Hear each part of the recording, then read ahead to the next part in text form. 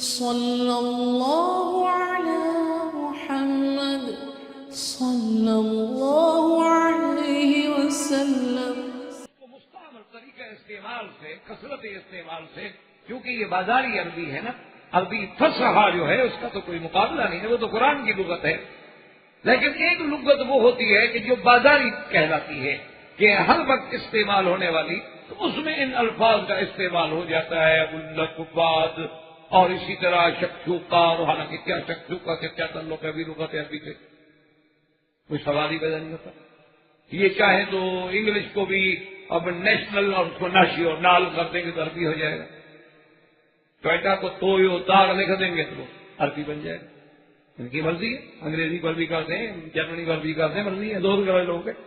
اسی لیے کسی نے پوچھا تھا نا کہ شیر کو دیکھا ایک شہزادی نے، تو بادشاہ سے پوچھا اپنے والد سے کہ ابا جان یہ بچہ دیتا ہے یا انڈا؟ اس نے کہا زور والا جانور ہے، جو مرضی ہے دے دے، اس کی تو مرضی ہے جو چاہے. اچھا، ویسے بھی اللہ نے لغت عرب میں، یہ بات میں نے مذاق میں نہیں کہی، اصل میں اللہ کی رحمت ہوتی ہے کہ بعض اوقات مزاح جو ہے نا، مزاح بھی علمی ہوتے ہیں. تو عرب کی زبان میں، لغت میں اللہ نے اتنی طاقت رکھی ہے کہ شام کے لفظ آئے، حبشہ کے لفظ آئے، لیکن جب عربوں نے اس کو استعمال کیا تو عروا، وہ عربی ہو گیا. یعنی عرب زبان میں اتنی قوت ہے، اتنی طاقت ہے کہ بہت سارے لفظ جو ہیں، مثلا مدیا، یہ حبشے کا لفظ تھا، اصل میں مدیا کہتے ہیں چھری کو جس سے آپ کاٹتے ہیں. اچھا، اسی طرح کئی لفظ آئے تھے باہر سے، اور لیکن جب وہ عربوں نے استعمال کیے تو اس کو وہ اہل لغت کہتے ہیں کہ یہ لفظ تو اجمی تھا لیکن عربا، عربی بن گیا. عربوں نے استعمال کیا تو خلاص اجمیت ختم ہو گیا، وہ عربی ہو کہ اس لغت میں زور ہے، اس میں طاقت. اور کیوں نہ طاقت ہو، اللہ کا کلام عربی میں ہے، حضور پاک عربی ہیں، اور مرنے کے بعد تو برزخ سے ہی عربی شروع ہو جائے گی. من رب کما دین و کما تقول فی اتحاد الرجل، عربی سب عربی بولیں گے. اب چاہے نہ بولو، وہاں ڈنڈے سے بولنی پڑے گی. اور جنت میں بھی عربی ہوگی، وہاں تو آپ کی انگریزی شنگریزی چلے گی نہیں. یعنی ورڈ آرڈر تو انشاءاللہ یہیں جلدی بہت اپنی مر جائیں گے.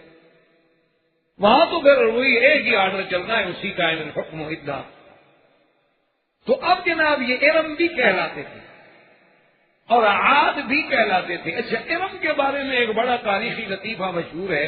وہ کہتی ہیں کہ ارم جو ہے ایک ایسا شہر تھا جس کی دیواریں سونے چاندی کی تھیں، اور جس میں یہ تھا، اور وہ یعنی مدینۃ متنقلۃ، کہ وہ کہتے ہیں کہ ارم جو ہے وہ ایک ایسا شہر تھا کہ 10 سال تو ادھر ہے، 10 سال کے بعد جاؤ کسی دوسری جگہ چلا جاتا تھا. لیکن یہ جھوٹی روایات، اصل میں اس کی حقیقت ایسا کہا کیوں گیا، یوں سمجھیں وجہ کیا ہے. کیونکہ کوئی جھوٹ نہیں بنتا، اس کا کچھ نہ کچھ تو ہوتا ہے. یہ الگ بات ہے کہ ہمیں ایک پل مل جائے تو ہم کب اس کو بنا دیں، لیکن پہلے پل تو آخر ملے گا، کچھ نہ کچھ تو ملے گا. اس کی وجہ یہ تھی کہ قرآن خود کہتا ہے نا کہ یہ لوگ جو تھے، کہ ارم جو تھے، یہ ذات العماد، یہ خیموں میں رہنے والے تھے. اچھا، اور دوسری جگہ قرآن کہتا ہے کہ ان کے بڑے بڑے محل تھے. اور یہ میں نے آپ کو عرض کیا نا، بڑی ترقی یافتہ قوم تھی. سڑکیں، شوارے، اور اس کے بعد جناب مصانع، اور پھر جناب پانی کے سپلائی کے انتظامات، کہ محل جو ہے پہاڑ پر ہے اور نیچے سے پانی ٹھیک اوپر پہنچ رہا ہے. اللہ تبارک و تعالی نے قرآن میں باقاعدہ ذکر کیا ہے کہ تم ایسے ایسے مسانے بنا رہے ہو لعلکم تخلدون، کہ تم سمجھتے ہو کہ ہم ہمیشہ دنیا میں رہیں گے، اسی لیے تم کی چیزیں بنا رہے ہو. وَإِذَا بَطَشْتُمْ بَطَشْتُمْ جَبَّارِينَ، اور بڑی جبار قوم، 60 ہاتھ تو قد تک اسی آدم علیہ السلام کے قد پہ چلے آ رہے. اور انہوں نے کیا کیا تھا کہ پہاڑوں میں اپنے گھر بنائے تھے، اور سہول وادیاں جو ہیں، اس وادیوں میں وہ خیمے لگاتے تھے. اور وہ خیمے جو تھے وہ بھی ایسی چیز تھی کہ جن کا ذکر قرآن نے کیا ہے، عام خیمے نہیں تھے. ان کے لیے پھر سڑکیں بن جاتی اور مارکیٹیں بن جاتی. یہی وجہ ہوتی تھی کہ جب باہر کے قبائل آتے، وہ دیکھتے کہ یار یہاں تو ایک شہر آباد ہے. اچھا، دوسرے دفعہ جو آتے 5 سال کے بعد تو وہ خیمے اس طرف لگ گئے، ادھر شہر آباد ہو گیا. انہوں نے کہا ہاں معلوم یہی ہوتا ہے کہ یہ ارم شہر جو ہے یہ پھرتا رہتا ہے. کبھی ادھر ہو جاتا ہے کبھی ادھر ہو جاتا ہے. اصل وجہ اس کی یہ. اور وہاں بڑے بڑے پہاڑ بھی تھے، احقاف کہتے ہیں رمال یعنی ریت کے پہاڑ بھی. اور قوم جو ہے اتنی ہزارہ کے بعد، اتنی تمدن کے بعد اور خوبصورتی اور قوت میں، جس کو اللہ نے قرآن میں کہا ہے کہ وَاذْكُرُوا إِذْ جَعَلَكُمْ خُلَفَاءَ مِنْ بَعْدِ قَوْمِ نُوحٍ وَزَادَكُمْ فِي الْخَلْقِ بَسْطَةً. اللہ نے فرمایا یاد کرو میری نعمت، میں نے تمہیں نوح کے بعد بنایا، نوح کے بعد تمہیں خلیفہ بنا کے زمین میں آباد کیا، اور تمہیں ہم نے ایسی تخلیق دی، اتنی قوت دی، ایسے خوبصورت جسم دیے، ایسے سفید رنگ دیے کہ لوگ دیکھ کے قوم عاد کو حیران ہو جاتے تھے کہ یہ کہاں کی قوم. لیکن جب وہ بت پرستی میں مبتلا ہوئے تو اللہ کی رحمت جوش میں آئی. جب قومیں گمراہی کے غار میں گر جاتی ہیں، جب ظلمات شرک میں قومیں ڈوب جاتی ہیں، تو پھر اللہ کی رحمت بھی جوش میں آتی ہے. جیسے زمینیں مردہ ہو جاتی ہیں تو اللہ بارش برساتے ہیں، اور جب دل مردہ ہو جاتے ہیں تو اللہ اپنے پائی کی بارش کرتے ہیں اور نبیوں کو یہ پائے. کیونکہ زمینوں کی آبادی کا تعلق پانی کے ساتھ ہے، اور دلوں کی آبادی کا تعلق جو ہے وہ ایمان اور اللہ کے پائی. کیونکہ روح جو ہے وہ امر ربی ہے، اور اس کی غذا بھی امر ربی ہو سکتی ہے، اور کوئی چیز تو اس کی غذا بن نہیں سکتی، اس کو کوئی چیز کیسے زندہ رکھے. تو حضرت ہود علیہ السلام تشریف لائے اور انہوں نے اپنی قوم کو دعوت دی. قال یا قوم اعبدوا اللہ ما لکم من الہ غیرہ افلا تتقون. حضرت ہود علیہ السلام نے دعوت دی کہ اے میری قوم، یہ طرز تخاطب ہے انبیاء، حالانکہ وہ کافر ہیں، لیکن ان کو یہ نہیں کہا گیا کافرو اے بت پرستو. اس میں دعوت انبیاء کا ایک اسلوب ہے کہ جب دعوت دیں آپ تو موعظہ اور حکمت کے ساتھ دعوت دیں، تاکہ دوسرے کو، اگر آپ نے پہلے ہی کہہ دیا کہ کافروں میری بات سنو، کیا مطلب میری بات کیوں سنے؟ حالانکہ اللہ کے نبی ہیں، پیغمبر، لیکن کہتے کیا ہے کہ قال یا قوم اعبدوا اللہ، اے قوم اللہ کی عبادت، ما لکم من الہ غیرہ، جس کے سوا کوئی معبود برحق نہیں. افلا تتقون، کیا تم اللہ سے نہیں ڈرتے جس خدا نے تمہیں اتنی عقل دی، اتنی طاقت دی، قوت دی، ہزارہ دیا، محل دیے، تم اس کو چھوڑ کے ان بتوں کی عبادت میں پڑے. تو قصص انبیاء علیہم السلام سے ہمیں جو سب سے بڑا سبق ملتا ہے وہ یہ سمجھے کہ اللہ نے آخر یہ قصے کیوں بیان. ایک تو سب سے پہلے اس لیے یہ قصے بیان کیے گئے کہ ہمیں سمجھ آئے کہ اللہ کا دین ایک ہے. حضرت آدم علیہ السلام سے لے کر سیدنا محمد رسول اللہ علیہ الصلوۃ والتسلیم تک کوئی دین میں اختلاف نہیں. بنیاد ایک ہے، ہر پیغمبر یہی کہتا ہے کہ اعبدوا اللہ. اسی لیے قرآن کہتا ہے وما ارسلنا من رسول، ہم نے کوئی پیغمبر، کوئی رسول نہیں بھیجا الا نوحی الیہ، مگر کہ اس کو یہ وحی کی کہ انہ لا الہ، کوئی معبود کرا مگر. یہی دعوت قوم نے، نوح علیہ السلام نے قوم کو کیا دعوت دی تھی؟ یہی کہا تھا قال یا قوم اعبدوا اللہ ما لکم من الہ غیرہ انی اخاف علیکم عذاب یوم عظیم. اور یہی وہ دعوت ہے جو ہود نے کوئی فرق. اور اصل توحید توحید الوہیت ہے. توحید الوہیت نہ ہو تو باقی تو پھر ایمان ہے ہی نہیں. یہ توحید نہیں ہوتی کہ ہم اللہ کو مانتے ہیں، خدا کو مانتے ہیں، خدا رازق ہے، خدا روزی دیتا ہے، خدا نے ہمیں پیدا کیا ہے، وہی مارتا ہے، وہی جلاتا ہے. یہ توحید ربوبیت، اس سے کام نہیں بنتا. اصل جس پہ انبیاء علیہ السلام نے تکلیفیں برداشت کی وہ توحید الوہیت ہے کہ عبادت کے لائق صرف وہی ہے، اس کے سوا کسی کی عبادت جائز نہیں. اب جو چیز بھی عبادت بنے گی اس کا حقدار صرف اللہ ہے. اب اگر اللہ کے سوا وہ کسی غیر کے لیے استعمال کریں گے تو آپ مثلاً یوں سمجھے کہ دعا کیا ہے؟ عبادت. تو جب آپ اللہ کے سوا کسی غیر سے پکاریں گے پھر ہو جائے. نماز، رکوع، سجود، قربانی، صدقہ، خیرات، نظر، نیاز، منت، سب عبادت. جب کسی غیر کا نام آئے گا تو شرک. لیکن حضرت ہود علیہ السلام کی دعوت کے جواب میں قوم کیا کہتی؟ قال الملأ الذین کفروا من قومه. قال الملأ، ملأ کا معنی سردار، ملأ کا معنی ان کے بڑے بڑے لوگ. ان کو ملأ کیوں کہا جاتا ہے؟ علماء نے لکھا ہے کہ وہ جو بڑے لوگ ہوتے ہیں وہ مجلس کو بھر دیتے ہیں بیٹھنے میں. بڑا آدمی آگے جب بیٹھے گا تو آپ دیکھیں پوری مجلس بھری ہوئی ہوگی، اور لوگوں کے دلوں کو روب سے بھر دیتے ہیں کہ لوگ دیکھتے ہیں اور بیٹھا ہے یار تو بڑا آدمی بیٹھا، اس لیے ان کو ملأ کہا. قال الملأ الذین کفروا من قومه انا لنراک فی سفاہۃ وَإِنَّا لَنَظُنُّكَ مِنَ الْكَاذِبِينَ. دیکھو قوم کا انداز دیکھیں، نبی کا انداز بھی دیکھیں اور قوم کا انداز. کہ اللہ کا نبی تو کہتا ہے کہ یا قوم ہے، یا قوم ہے، اور قوم کیا جواب دیتی ہے؟ کہتی ہے کہ ہاں اِنَّا لَنَرَاكَ فِي سَفَاہَةٍ، ہم نے دیکھا ہے، ہم نے سمجھ لیا ہے کہ نعوذ باللہ آپ سفیہ بے وقوف ہیں، تمہارا تو عقل ہی کوئی. اسی اور دیکھو یاد رکھو اللہ کے قرآن پہ توجہ کر کے دیکھیں کہ بالکل عین یہی قوم جو نوح علیہ السلام کی قوم نے کیا کہا تھا، انہوں نے بھی یہی کہا تھا کہ قال الملأ من قومه انا لنراك في ضلال مبين. نوح علیہ السلام کو بھی قوم نے یہی کہا تھا کہ ہم سمجھتے ہیں کہ تم خود گمراہی خودی میں پڑے ہوئے ہو. اور نوح علیہ السلام کو جو کچھ قوم کہہ رہی ہے وہی قوم جو ہے وہ کہہ رہی ہے حضرت ہود نے. اور پھر آپ اندازہ کریں ہزاروں سال گزر گئے جب اللہ کے نبی سیدنا محمد رسول اللہ صلی اللہ علیہ وسلم نے قوم کو دعوت دی ایمان لانے کی، تو قوم نے کیا جواب دیا؟ لفظ بھی وہی.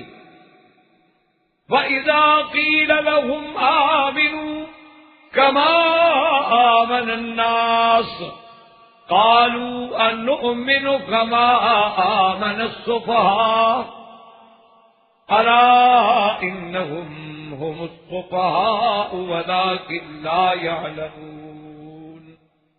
انہوں نے بھی بالکل وہی بات کی جب کہا گیا کہ ایمان لے آؤ، جیسے صحابہ ایمان لائے. کہا گیا عجیب بات ہے، اللہ کے نبی آپ ہمیں دعوت دیتے ہیں کہ من جیسے بلال کی طرح ایمان لے ہیں، صہیب کی طرح ایمان لے ہیں، زید کی طرح ایمان لے ہیں. نعوذ باللہ تو بے وقوف لوگ ہیں، مال کھانے کے لیے آپ کے ساتھ ملے ہوئے ہیں، نہ آپ کے پاس دولت ہے، نہ پیسہ ہے، نہ قوت ہے، نہ طاقت ہے، سرداروں کو چھوڑ کے باقی یتیم مکہ کے پیچھے چلے گئے. تو عقل کی بات ہے تو پاگل ہے. یہی بات قوم ہود کہہ رہی ہے جی آپ کا تو عقل ہی کوئی نہیں، ہم ان کو چھوڑ دیں خداؤں کو، ہمارا باپ دادا یہی کام کرتا تھا، ہم جب سے پیدا ہوئے ہیں ہم دیکھ رہے ہیں کہ ہمارے باپ دادا کی یہی عادات تھے، انہی بتوں کے آگے آگے سجدے کرتے تھے، انہی سے منتیں مانتے تھے، انہی سے مشکل کے وقت میں پکارتے تھے، ان کے چرنوں میں آگے قربانی کے جانور ذبح کرتے تھے. ہم ان کو چھوڑ کے ایک خدا کو ماننے بڑی عجیب بے وقوفی والی بات ہے. بھلا ایک خدا اکیلا سارے کام کر سکتا ہے؟ حالانکہ یہ حالت کی حد ہے بھئی، اگر نعوذ باللہ ایک نہیں کر سکتا عربوں کے کام تو بس 3 بندے جو ہیں وہ بھی تو عرب کی آبادی جو ہے وہ 3 بھی تو کافی نہیں. اچھا چلو 360 کا تو جو 360 آدمی جو ہے 20 کروڑ 50 کروڑ 1 ارب انسانوں کی آبادی کا کام کیسے کرنے کا؟ ایک جہالت تھی، ایک تعصب تھا، عصبیت تھی دماغوں میں چڑی ہوئی تھی بات کہ جی ہمارا باپ دادا یہ کرتا تھا اس کو ہم چھوڑ دیں. آج بھی آپ دیکھ لیں کہ جو جاہل قبر کی سجدے میں، قبروں کی عبادت میں، قبروں سے منتیں ماننے میں، قبروں پہ چڑھاوے چڑھانے میں، قبروں پہ جا کے سجدے کرنے میں لگے ہوئے ہیں، ان کے پاس کوئی دلیل تو کوئی نہیں ہے کہ جی ہمارا باپ دادا کرتا ہے. ایسا کوئی یہ آج کی بات تو نہیں ہے، یہ تو پرانا چلا رہا. اچھا اب دیکھیں اللہ کے پیغمبر کا صبر دیکھیں کہ اللہ کے نبی ناراض نہیں ہوئے، بلکہ جواب میں صرف یہی کہا کہ قال یا قوم لیس بی سفاہۃ وَلَٰكِنِّي رَسُولٌ مِّن رَّبِّ الْعَالَمِينَ۔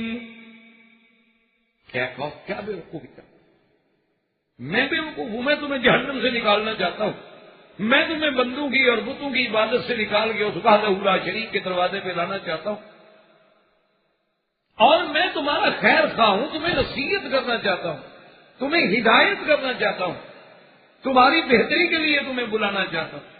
اور پھر تم اللہ کی نعمتوں کو یاد کرو، اللہ نے تمہیں اتنا بڑی طاقت دی ہے، صحت دی ہے، دولت دی ہے، اللہ نے تمہیں سمجھ دی ہے، ان سب چیزوں کا شکر یہ ہے کہ خدا کو چھوڑ کے غیروں کی عبادت کرو۔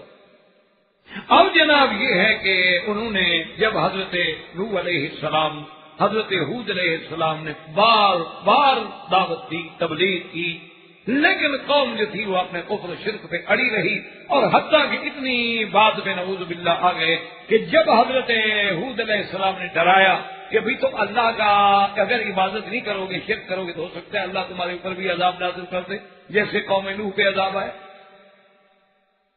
تو قوم ڈرنے کے بجائے کیا کہتی؟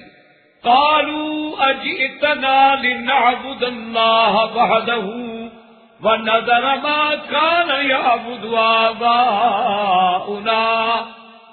کہتے ہیں کہ ہود علیہ السلام یعنی تم یہی چاہتے ہو کہ ہم ایک اللہ کی عبادت کریں اور اپنے باپ دادے کے سارے طریقے چھوڑ دیں؟ یعنی اس کا مطلب ہے کہ ہم پاگل ہیں، ہمارے باپ دادا بھی پاگل تھے، ہم ان کو چھوڑ دیں؟ اچھا آپ اگر ہماری بات جو ہے آپ کو اچھی تو فَأْتِنَا بِمَا تَعِدُنَا إِن كُنتَ مِنَ الصَّادِقِينَ۔ اللہ کے پیغمبر کو کہنے لگے الٹا، نعوذ باللہ ثم نعوذ باللہ، کہنے لگے اچھا تمہارے پاس جو اللہ کا عذاب ہے لے آؤ، کیا ڈراتے ہو ہمیں روز؟ اب پیغمبر نصیحت کر رہا ہے اور قوم آخری حد پہ پہنچی، یعنی انکار کی بھی کوئی حد ہوتی۔ اس لیے اللہ کے قرآن نے کئی مقامات پر اس واقعے کو ذکر فرمایا ہے کہ پھر قوم عاد پہ عذاب کیا آیا۔ اللہ تبارک و تعالی نے ہوا، اسی کو قرآن نے دوسرے مقام میں فرمایا وَأَمَّا عَادٌ فَأُهْلِكُوا بِرِيحٍ صَرْصَرٍ عَاتِيَةٍ سَخَّرَهَا عَلَيْهِمْ 7 لَيَالٍ وَثَمَانِيَةَ أَيَّامٍ حُسُومًا فَتَرَى الْقَوْمَ فِيهَا صَرْعَىٰ كَأَنَّهُمْ أَعْجَازُ نَخْلٍ خَاوِيَةٍ فَهَلْ تَرَىٰ لَهُم مِّن بَاقِيَةٍ۔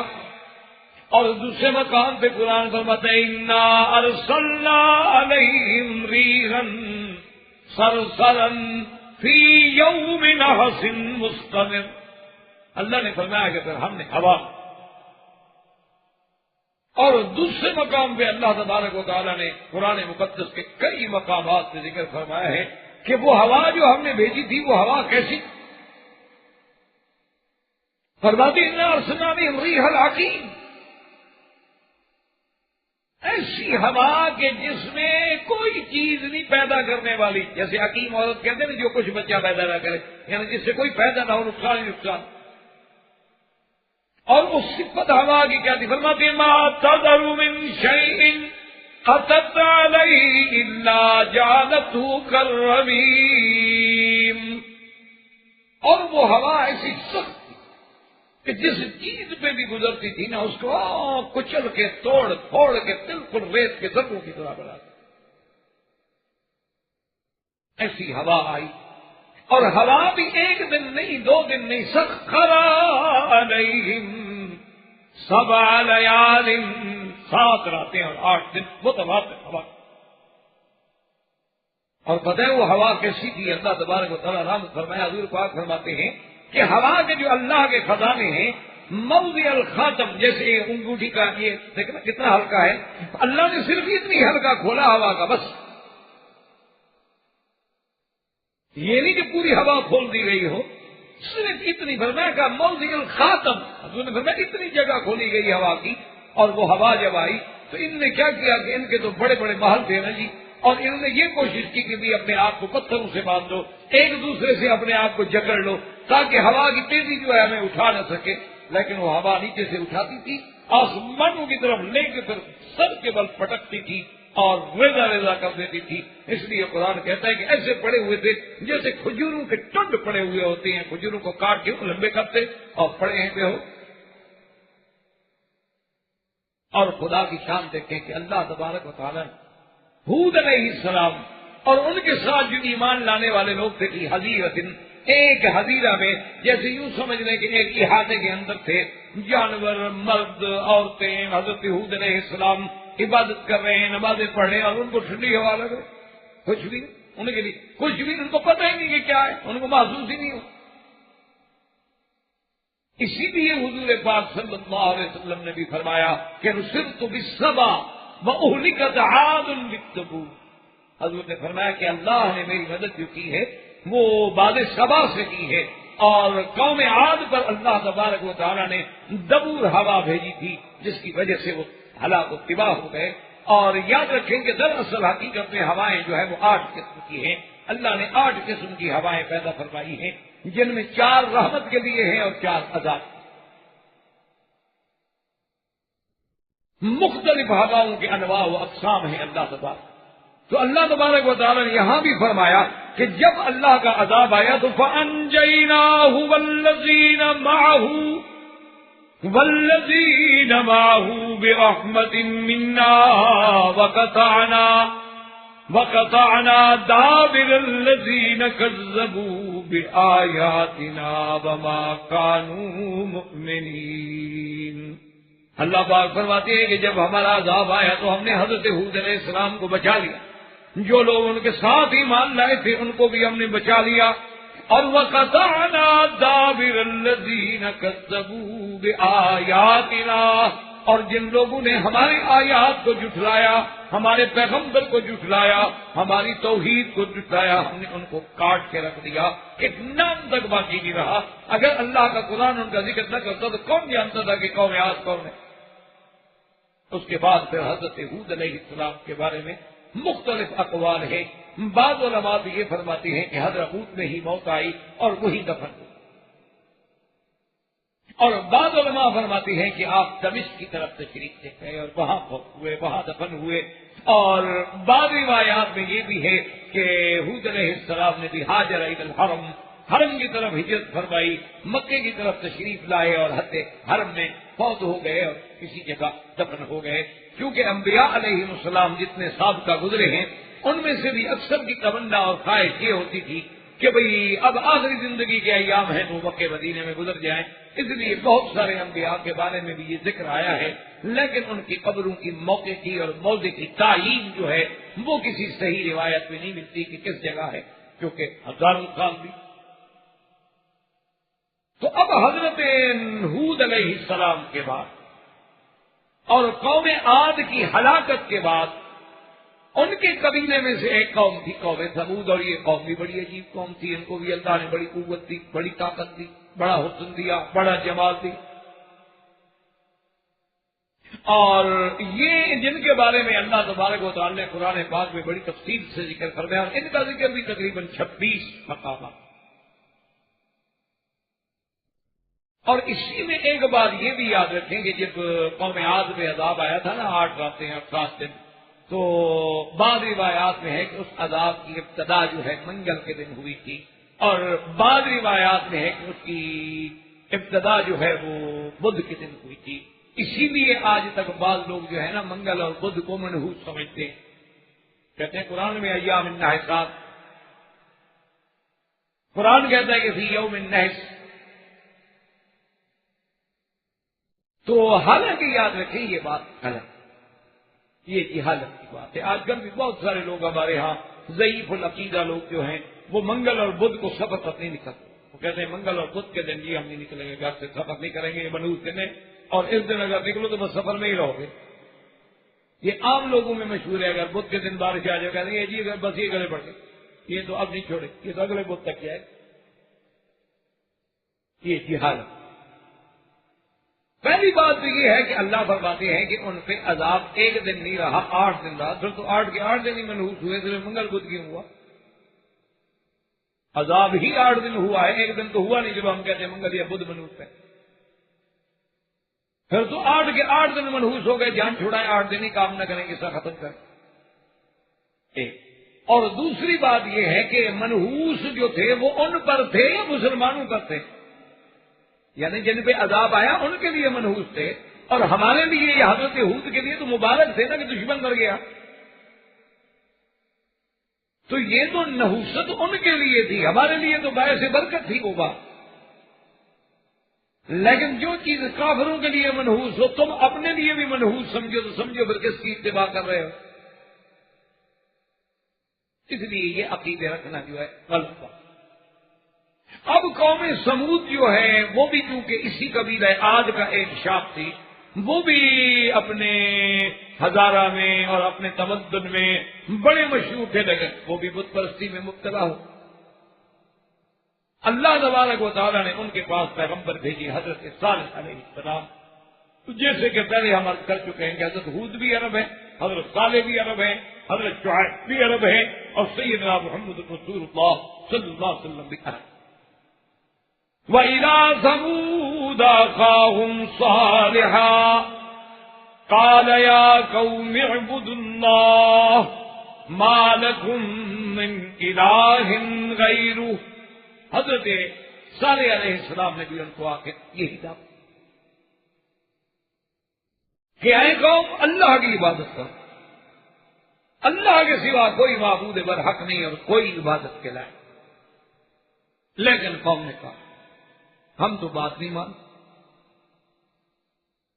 اور اللہ کے پیغمبر نے ان کو اپنے معجزے کا ذکر کیا، اور پھر اللہ کے پیغمبر نے ان کو نعمتیں یاد دلائی کہ بندے کو نعمت یاد آئے تو کچھ تو احساس ہوتا ہے نا اپنے منہ میں حقیقی کو پہچاننے کا. جیسے آپ کسی آدمی کو کہیں دیکھو یار کمال کی بات ہے، میں نے آپ کو مکے بلایا، میں نے آپ کی نوکری کرائی، میں نے آپ کے ساتھ یہ کیا، کم از کم تم کچھ تو مہربانی کرو، میرے احسانات کا یہ بدلہ تو نہ دو. اللہ کے پیغمبر نے تذکیر بالنعم کی کہ وَاذْكُرُوا إِذْ جَعَلَكُمْ خُلَفَاءَ مِن بَعْدِ عَادٍ وَبَوَّأَكُمْ فِي الْأَرْضِ تَتَّخِذُونَ مِن سُهُولِهَا قُصُورًا وَتَنْحِتُونَ الْجِبَالَ بُيُوتًا فَاذْكُرُوا آلَاءَ اللَّهِ وَلَا تَعْثَوْا فِي الْأَرْضِ مُفْسِدِينَ. اللہ کے پیغمبر نے کہا کہ ظالمو یاد کرو، اللہ نے قوم عاد کے بعد تمہیں ان کا خلیفہ بنا کے بھیجا، تمہیں زمین میں رہنے کی نعمت دی، اور پھر تمہیں ایسی قوت دی ہے کہ تم وادیوں میں بڑے اونچے اونچے قصر بناتے ہو، اور تمہیں اتنی طاقت دی ہے کہ تم پہاڑوں کو کھود کے پہاڑوں کے اندر گھر بناتے ہو. اتنی نعمت. اچھا وہ ایسا نہیں کرتے تھے جیسے آج کل بھی لوگ پہاڑوں کے مکان بناتے ہیں، پہاڑ کاٹ دیا مکان بنا لیا، یا پہاڑوں سے پتھر لے آئے ان کو پتھر لگا لگا. نہیں، وہ پہاڑوں کو کھود ڈالتے تھے ایسے فن کے ساتھ. یہ پہاڑ کھڑا ہے نا جی، کھدائی ہو گئی، اسی کو کھودتے گئے، یہ کمرہ بن گیا، ڈرائنگ روم ہے، یہ ڈائننگ روم ہے، یہ فلاں ہے، اسی پہاڑ کے اندر. تنحتون من الجبال، اتنی بڑی طاقت. اس لیے پیغمبر کہتے ہیں فَاذْكُرُوا آلَاءَ اللَّهِ وَلَا تَعْثَوْا فِي الْأَرْضِ مُفْسِدِينَ. ان نے کہا کہ جناب پیغمبر نے کہ اللہ کی نعمتوں کو یاد کرو، اللہ کی زمین میں فساد نہ کرو، خدا کا خوف کرو، اللہ سے ڈرو. اور حضرت صالح علیہ السلام نے جتنی دعوت دے سکتے تھے، جتنی تبلیغ کر سکتے تھے، رات دن دعوت دی، لیکن قوم اپنی ضد پہ اڑی. آخر میں حضرت صالح علیہ السلام نے فرمایا کہ اچھا قوم کٹھی کر کے کچھ سوچو، کچھ عقل کرو، کوئی بات تو بتاؤ نا، کوئی فیصلہ کرو، چلو مل کر کوئی عقل کی بات کرو. تو انہوں نے جناب ایک میٹنگ کی، ساری قوم ان کی کٹھی ہوئی، بڑے بڑے قبیلے کے سردار کٹھے ہوئے. انہوں نے کہا کہ بھئی حضرت نوح علیہ السلام سے ہم کوئی نشانی مانگتے ہیں، یہ ہم میں سے ہیں، ہمارے قبیلے میں پیدا ہوئے ہیں، ہماری برادری کا آدمی کہتا ہے میں نبی ہوں. نعوذ باللہ، کا قرآن یہ کہتا ہے کہ کہنے لگے اَلْقِیَ الذِّکْرُ عَلَیْہِ مِن بَیْنِنَا بَلْ هُوَ کَذَّابٌ أَشِرٌ. نعوذ باللہ، کہنے لگے کہ یہ کیسی بات ہے کہ ہم میں سے ایک آدمی اسی پر ہی اللہ نے بائی بھیجی تھی، ہم کسی اور پہ کیوں نہیں بھیجی. حضرت صالح علیہ السلام کو اللہ نے نبی چننا تھا، کسی اور کو چن لیتے، کسی بڑے آدمی پہ وحی بھیج دیتے۔ نعوذ باللہ نعوذ باللہ، یہ تو جھوٹا ہے، اللہ پہ جھوٹ بول رہا ہے۔ اللہ تبارک و تعالیٰ کے پیغمبر یہ ساری باتیں سنتے اور سہتے رہے، برداشت کرتے رہے اور اپنی دعوت پہ لگے۔ تو اس لیے علماء نے لکھا ہے کہ صحیح معنی میں جو دینی جماعتیں ہوتی ہیں، آپ ان کی جتنی بھی مخالفت کریں وہ اپنے کام میں لگے، آپ نہ مانیں، آپ ان کو گالیاں دیں، آپ ان کو برا کہیں، آپ ان پر فتوے لگائیں، لیکن وہ آپ کی وجہ یہ ہوتی ہے کہ ان کو اپنی تو غرض کوئی نہیں ہوتی، ان کی غرض ہوتی ہے اللہ کو راضی کرنا۔ تو آپ جتنی ان کی مخالفت کرتے ہیں، اللہ تو اور ان سے زیادہ راضی ہوتے ہیں، زیادہ ثواب ملتے ہیں، وہ کیسے کام چھوڑ دیں؟ دیکھو نا، دنیا دار آدمی جو ہے جب اس کو رسپانس نہیں ملتا وغیرہ چھوڑے یار ٹھیک ہے، جب وہ میری عزت نہیں کر رہا مجھے کیا پڑی ہے، میں خام خواہ اس کے دروازے میں جاتا ہوں۔ لیکن جس بندے کو یہ پتا ہو کہ میں جتنے دفعہ جاؤں گا مجھے دھکے دیں گے، مجھے ماریں گے، میرا تو ثواب بڑھ رہا، وہ کیوں چھوڑے گا؟ تو حضرت صالح علیہ السلام نے جب اصرار کیا، قوم میں میٹنگ کر کے انہوں نے کہا کہ اچھا جی آپ کے ساتھ ہمارا ایک مسئلہ ہے، تو یہ ہے کہ ہم آپ کی صداقت جانچنے کے لیے، آپ کی نبوت و رسالت کا امتحان لینے کے لیے آپ سے ایک معجزے کے طلبگار ہیں، لیکن وہ معجزہ جیسے ہم مانگتے ہیں نا اسی طرح ہو اور ہمارے سامنے ہو اور ہمارے آنکھوں کے سامنے مشاہدہ ہو۔ اللہ کے نبی نے فرمایا ٹھیک ہے، بتاؤ کہ شاید اس طرح ان کی اصلاح ہو جائے۔ انہوں نے کہا کہ جناب یہ صخرہ آپ دیکھ رہے ہیں، صخرہ کہتے ہیں ایک پہاڑی ٹیلا، یعنی ایک کو پہاڑ ہوتا ہے نا جبل، ایک صخرہ یعنی پتھر، لیکن ایک ٹیلا، چھوٹا سا ٹیلا۔ انہوں نے کہا کیا ہے؟ انہوں نے کہا جناب اس ٹیلے سے ایک اونٹنی نکل آئے۔ اچھا جی قوم کیا مانگ رہے؟ اس ٹیلے سے اونٹنی نکل آئے۔ اچھا دوسرے قبیلے کے جو بڑے بڑے سردار نے کہا کہ نہیں بات سنیں حضرت، صرف اونٹنی نہیں، اور اونٹنی ہو بھی سرخ رنگ، کالی ہوگی تو پھر ہم نہیں مانیں۔ یہ قومیں ہیں جناب، اسی لیے علماء نے لکھا ہے کہ حضرت نوح علیہ السلام سے لے کر حضور پاک کی زمانے مبارک تک اور خیر القرون کے دور تک قومیں بڑی ہیں لیکن لیڈر مخلص، اور جب خیر القرون کا دور ختم ہو گیا تو اب لیڈر مخلص نہیں رہے، قوم بڑی مخلص ہے، جب چاہو زندہ باد کروا لو، جب چاہو مردہ باد کروا لو، قوم بڑی سیدھی سادھی ہے۔ حقیقت ہے ایسی قوم عند اللہ، سچی میں طنز نہیں کر رہا، ایسی قوم آپ نے دیکھی نہیں ہوگی، یعنی آپ کو کسی مرشد کی، پیر کی، بزرگ کی کوئی ضرورت نہیں، آپ ویسے قبر بنا کے کپڑا ڈال کے بیٹھ جائیں، 2 مہینے کے بعد کام شروع ہو جائے، سیدھی سادی قوم ہے۔ اچھا ملتزم پہ لے آؤ جناب، وہاں بھی روتے دیکھو آنسو بہا رہے ہیں، یا رب البیت یا رب البیت یا رب البیت ماشاءاللہ، اور خواجہ نظام الدین اولیاء کی قبر پہ لے جاؤ، وہاں بھی ماشاءاللہ ہاتھ باندھ کے کھڑے ہیں اور رو رہے ہیں۔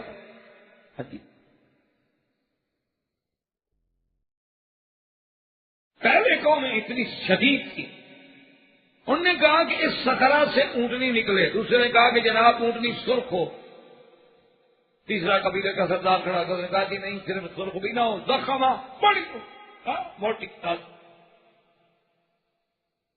اچھا ایک اور قبیلے کا سردار کھڑا ہو گیا، اس نے کہا جناب صرف موٹی تازی نہ ہو بلکہ 10ویں مہینے کی حاملہ ہو، بس بچہ جننے والی ہو، کیونکہ ہم نے دودھ ہی پینا ہے نا، کچھ روڈ نہیں دیکھنی تھوڑی ہے۔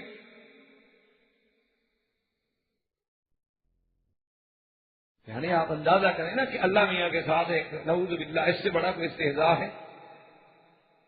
اور جناب قبائل نے کہا کہ اچھا وہ اونٹنی اتنی بڑی ہو اور اتنا اس کا دودھ ہو کہ ہم سارے بنو جتنا ہے نا سمود کی قوم ساری قوم پی لے ایک دن میں، سب کو کافی ہو جائے۔ یعنی شرطیں لگوا رہے ہیں اللہ کی سے کہ بھائی آپ یہ شرط مانو، نمبر 1 جیسے کوئی کنٹریکٹ کرنا ہو۔ حضرت صالح السلام سن رہے ہیں، اللہ کے نبی ہیں، سن رہے ہیں، کیونکہ وہ چاہتے ہیں یہ جہنم سے بچے، ان کو تو ایک ہمدردی ہے۔ یعنی وہ یہ چاہتے ہیں، آپ حیران ہوں گے کہ ابھی میں جب یورپ کے دورے پہ تھا، مجھے کچھ ساتھیوں نے کہا کہ 2-3 آدمی آئے تبلیغی جماعت کے، ان کو کسی جگہ رہنے کی جگہ نہ ملی بیچاروں کے، وہاں مسجدیں تو ہوتی نہیں، آپ کو پتا ہے مسجدیں کتنی یورپ میں، اگر ہوتی ہیں تو دور دور ہوتی ہیں، اور پھر ان کے کوئی مینار گنبد تو نہیں ہوتے، پتہ لگے مسجد ہے، وہ تو گھر ہوتا مکان ہوتا ہے، اس کو مسجد بنایا ہوا ہوتا ہے۔ تو وہ 3 آدمی تھے بیچارے، وہ جماعت کے نکلے ہوئے تھے تبلیغ کے لیے، تو وہ بیچارے سردی سے بچنے کے لیے ایک چرچ میں چلے، آگے وہاں کو پادری تھے، ان کی انتظامیہ تھی، انہوں نے دیکھا کہ گاڑیاں ہیں، کپڑے مختلف چھیتروں، نے کہا کیا بات ہے؟ انہوں نے کہا سب سے پہلی بات یہ ہے کہ ہم آئے تو دین کی تبلیغ کرنے کے لیے ہیں، لیکن رہنے کا کوئی ٹھکانہ نہیں، اور یہاں قریب میں کوئی ہوٹل، اور ہم زیادہ زبان بھی کم سمجھتے ہیں، صرف ایک آدمی ہے ہم میں سے جو زبان جانتا ہے، اگر مہربانی کرتے ہیں ہم رات یہاں گزار لیں۔ انہوں نے کہا کوئی بات نہیں، آپ رات گزاریں، لیکن ایک شرط ہے کہ بھئی ہمارے اس چرچ میں آپ نے مذہب کی تبلیغ نہیں کرو گے، رہو آرام سے، ہم تمہیں کمرہ دیتے ہیں، جگہ دیتے ہیں، تمہارے کھانے پینے کا بھی کر دیتے ہیں انتظام، لیکن تم یہاں تبلیغ نہیں کرو گے، باہر جا کے جو مرضی ہے کرو۔ انہوں نے کہا بھئی ہم نے تو رات گزارنی ہے، کل ہم نکل جائیں گے، بابا آپ رات کو کس کو تبلیغ کریں گے؟ اندر کوئی ہے گرجے میں؟ ویسے کوئی آتا ہے؟ اللہ کا شکر ہے ویسے خالی پڑے ہوئے ہیں، تبلیغ کس کو کریں گے؟ وہ تو اتوار کے دن کچھ بیوقوف ہوتے ہیں، 2-4% آ جاتے ہیں، ورنہ گرجے میں ہوتا ہے کیا؟ وہ تو لطیفہ بن گیا نا، ایک دفعہ میں نے سب ساتھیوں سے کہا کہ لفظ کو ذرا آرام آرام سے ادا کرو، گر جا، تو ان کا تو مقدر یہ ہے انشاءاللہ، یہ تو اب گر جا، یہ تو گیا، اسی لیے اللہ کی رحمت سے بک رہے ہیں اور مسجدیں بن رہی۔ خیر بہرحال جناب وہ ٹھہر گئے، وہ جب آئے تو صبح کو پادری کے پاس گئے، انہوں نے کہا جی آپ کی بہت مہربانی کہ ہم نے بڑی آرام سے رات گزاری، اتنی سردی، وہاں اگر کمرہ نہ ہو اور ہیٹنگ کا سسٹم نہ ہو تو بندہ تو مر جائے، فریز ہو جائے۔ انہوں نے کہا جی آپ کی بہت بڑی مہربانی ہے، ہم آپ کے بڑے شکر گزار ہیں، اور اس نے کہا بھائی تم نے کتنا دن رہنا ہے اس علاقے میں؟ انہوں نے کہا ہم نے رہنا تو 3 دن ہے۔ میں تو 3 دن یہاں رہا، تم باہر جا کے تبلیغ کرو، گشت کرو، تبلیغ کرو، جہاں مرضی آئے جاؤ، جو مرضی آئے کرو، لیکن بس جب یہاں کوئی لوگ آئے ہوئے ہوں نا تو پھر باہر۔ انہوں نے کہا جی ہم نے کرنی نہیں، ہم باہر جائیں۔ انہوں نے کہا ٹھیک ہے، 3 دن لگا۔ اب جناب وہ پادری کو کچھ یعنی ایک تشویش شروع ہو گئی کہ بھئی میں دیکھوں کرتے کیا ہیں۔ اب جناب وہ آئے، دیکھیں رات کو کبھی 3 بندے سجدے میں گرے ہوئے ہیں اور رو رہے ہیں بے تحاشا، اور جناب ان کی زبان پہ بار بار پادری کا نام آتا ہے کہ اللہ میاں اس کو جنت بھیج دے، اللہ میاں اس کو جنت دے دے، ہم نے کوئی اس جگہ، اللہ میاں تو بھی تو اس کو جنت میں جگہ دیتے نا، وہ دشمن ہو کے ہمیں جگہ دے رہا ہے، تو مہربان۔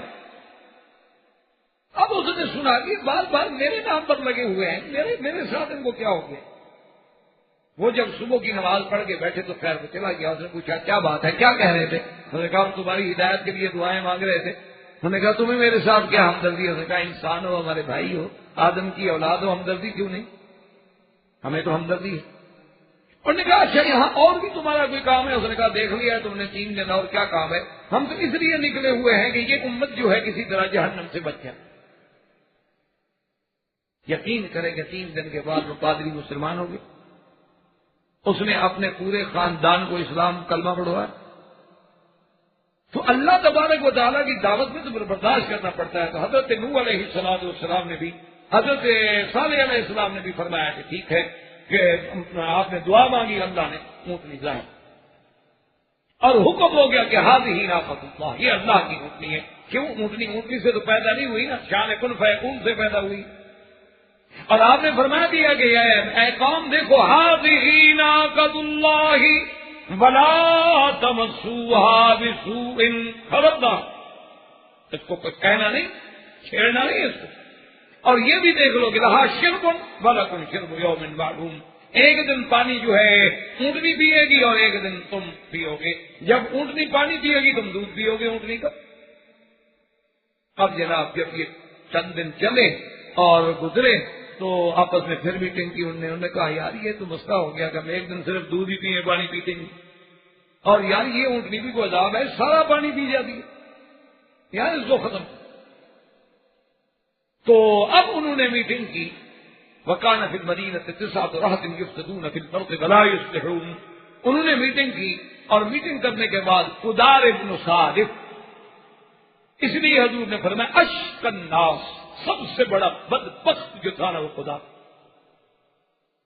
اشق الاولی، پہلی قوموں میں سے بڑا بدبخت آدمی، انہوں نے کہا کہ بس اونٹنی کو قتل کر۔ تو قدار نے اپنے ساتھ ساتھیوں کو بھی ملایا اور بیٹھ گئے راستے میں۔ اونٹنی جب گزری فعقروہا، اونٹنی کو زخمی کیا، اس کی کونچے کاٹ ڈالی، پاؤں کے نیچے جو ہڈیاں گری ہیں ان کو کاٹ، اور اس کے بعد اس کے جو فصیلہ تھا، بچڑا تھا ساتھ، اس کو بھی مارا، اور جناب اس نے 3 دفعہ آبادیں نکالی کہ پوری بستی ہل گئی، لیکن ان کو رحم نہیں آیا، اور حتیٰ کہ وہ اونٹنی ذبح ہو کے تڑپتے تڑپتے مر گئی۔ انہوں نے باقاعدہ گوشت کاٹا اور اس کے بعد جناب کوئی چیزیں پکا کے کھانے لگے۔ حضرت صالح علیہ السلام کو پتہ چلا تو حضرت صالح علیہ السلام آئے، انہوں نے کہا میں نے تمہیں کہا تھا کہ بدبختو یہ نہ کرو، اچھا اب یاد رکھو تمتعوا فی دارکم 3 ایام ذالک بعد غیر مکذوب، صرف 3 دن کی تمہیں مہلت ملی ہے، اور یہ اللہ کی طرف سے وعدہ ہے جو کبھی جھوٹا نہیں ہوگا، 3 دن کے بعد تم پر اللہ کا عذاب۔ انہوں نے کہا کمال ہے، کہا عذاب آئے گا، چلو صالح علیہ السلام کو بھی قتل کرو۔ قالوا تقاسموا باللہ، قسمیں اٹھا لی، لنبیتنہ، ہم رات کو جا کے اس کو اور اس کے اہل خاندان کو قتل کر دیں گے، لیکن خدا کی شان ہے جب قتل کرنے کے لیے آئے اللہ نے ایسا روک ڈالا کہ بھاگ گئے۔ اب جب وہ 3 دن کا وعدہ ہوا تو پہلے دن اس پوری قوم کے چہرے جو تھے پیلے، اب کچھ ڈرنے لگے کہ بھئی پیغمبر نے کہا تو ٹھیک تھا۔ دوسرے دن ان کے چہرے جو تھے سرخ، اور تیسرے دن ان کے چہرے جو تھے وہ سیاہ۔ اب ان کو سمجھ آ گئی کہ ہاں بالکل جو بات تھی نا وہ پوری ہونے والی ہے، ہم نے واقعی بہت بڑی زیادتی کی ہے، لیکن اب کیا ہو سکتا تھا، اب تو عذاب نازل ہونا شروع ہو گیا، اور پھر ایک عذاب نہیں آیا ان پر، قرآن پاک کہتا ہے کہ ان پر رجفہ آیا، رجفہ کہتے ہیں زمین کا زلزلہ، اور صاعقہ، بجلی جیسے اوپر کی آتی ہے بجلی کڑکتی، صاعقہ آیا، اور آخری عذاب جو تھا فأخذتهم الصیحۃ، ایک صیحہ آیا، ایسی آواز تھی کہ اس کے بعد جتنے کے سب کے سب ختم۔ اسی کو قرآن پاک کہتا ہے فَعَقَرُوا النَّاقَةَ وَعَتَوْا عَنْ أَمْرِ رَبِّهِمْ، زخمی کر دیا، وَقَالُوا يَا صَالِحُ ائْتِنَا بِمَا تَعِدُنَا إِن كُنتَ مِنَ الْمُرْسَلِينَ فَأَخَذَتْهُمُ الرَّجْفَةُ فَأَصْبَحُوا فِي دَارِهِمْ جَاثِمِينَ فَتَوَلَّ عَنْهُمْ وَقَالَ يَا قَوْمِ لَقَدْ أَبْلَغْتُكُمْ رِسَالَةَ رَبِّي وَنَصَحْتُ لَكُمْ وَلَكِنْ لَا تُحِبُّونَ النَّاصِحِينَ۔ اللہ کے پیغمبر نے جب ان کو ڈرایا، اللہ فرماتے ہیں کہ زلزلے نے پکڑا، اور جب زلزلہ آیا تو گر گئے، اونڈے منہ گر گئے، اٹھنے کی طاقت نہیں، جب گر گئے تو صاعقہ آیا، اور جب صاعقہ ختم ہوا تو صیحہ آیا، 3 عذاب جمع، اور پیغمبر کھڑے ہیں افسوس کر رہے ہیں، اور وہاں سے وہ کہتے ہیں لقد ابلغتکم رسالۃ ربی، ظالمو میں نے تو تم کو اللہ کا پیغام پہنچایا، ونصحت لکم، میں نے تمہیں بار بار نصیحت بھی کی، ولیکن لا تحبون الناصحین، لیکن تم لوگ خیر خواہ نصیحت کرنے والوں کو پسند نہیں کرتے ہو، جس کا انجام یہ نکلا ہے۔ تو حضرت صالح علیہ السلام پھر وہاں سے ہجرت کر کے سرزمین فلسطین میں آباد ہوئے، اور فلسطین میں ایک بستی تھی رملہ، جس میں آپ نے قیام کیا، اور وہی فوت ہوئے اور وہی تدفین ہوئی۔ وآخر دعوانا ان الحمد للہ رب العالمین۔ برادران اسلام، واجب الاحترام بزرگوں، دوستوں، عزیز نوجوانوں، الحمدللہ سلسلہ دروس قصص الانبیاء علیہم الصلوات و تسلیم، جو حضرت آدم علیہ السلام سے جس کی ابتدا ہوئی تھی، اور حضرت آدم علیہ السلام کے بعد حضرت شیس علیہ السلام، سیدنا ادریس علیہ السلام، سیدنا نوح علیہ السلام، اور اس کے بعد سیدنا ہود علیہ السلام، اور سیدنا ہود علیہ السلام کے بعد سیدنا صالح علیہ السلام، جن کو اللہ تبارک و تعالی نے قوم ثمود کے پاس نبی بنا کے بھیجا، اور جنہوں نے اس معجزہ عظیمہ ناقۃ اللہ کی توہین کی، بے قدری کی، اور پھر اللہ کے عذاب نے ان کو پکڑا۔ اب حضرت صالح علیہ السلام کے بعد آج ہم اپنے درس میں سیدنا ابراہیم الخلیل علیہ السلام، سیدنا ابراہیم الخلیل علیہ السلام جو ہیں بڑے باعظمت اور اولو العزم اور رفیع الشان پیغمبروں میں ہیں۔ ویسے تو اللہ کا ہر نبی شان والے ہوتے ہیں، لیکن سیدنا ابراہیم علیہ السلام جو ہیں، حتیٰ کہ ان کو ابو الانبیاء کا خطاب ملا کہ اللہ نے ان کی ذریت میں اتنے نبی بھیجے ہیں،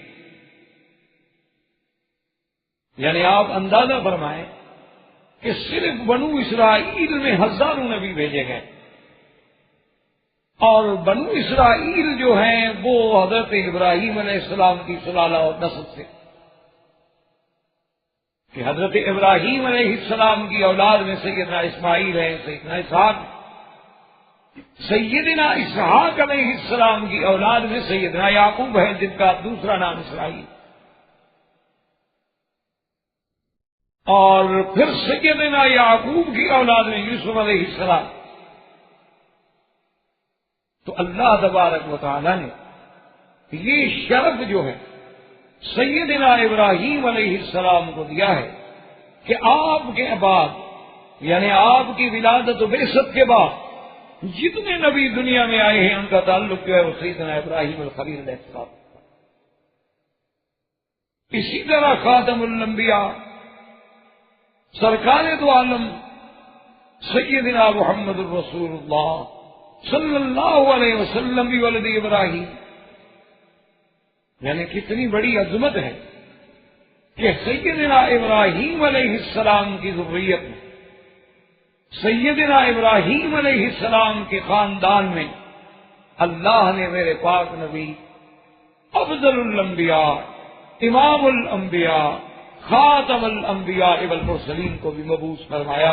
اسی لیے صحیح حدیث مبارک ہے کہ حضور فرماتے ہیں کہ اللہ نے ان اللہ اصطفیٰ من ولد ابراہیم، کہ اللہ نے ابراہیم علیہ السلام کی اولاد میں سے اسماعیل علیہ السلام کو منتخب فرمایا، ورنہ ان کا بیٹا تو اسحاق بھی تھے، اور اسحاق بھی نبی ہے، لیکن اللہ نے اسماعیل علیہ السلام کو اختیار فرمایا، اور اسماعیل علیہ السلام میں سے اللہ نے بنی کنانہ کو منتخب فرمایا، اور بنی کنانہ میں سے اللہ نے قریش کو چن لیا، اور قریش جو ہیں یہ بنی کنانہ میں سے اصل میں آئے۔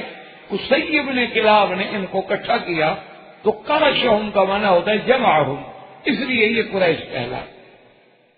اور پھر حضور نے فرمایا کہ اللہ نے قریش میں سے بنی ہاشم کو چن لیا، اور بنی ہاشم میں سے اللہ نے محمد مصطفیٰ کو صلی اللہ علیہ وسلم۔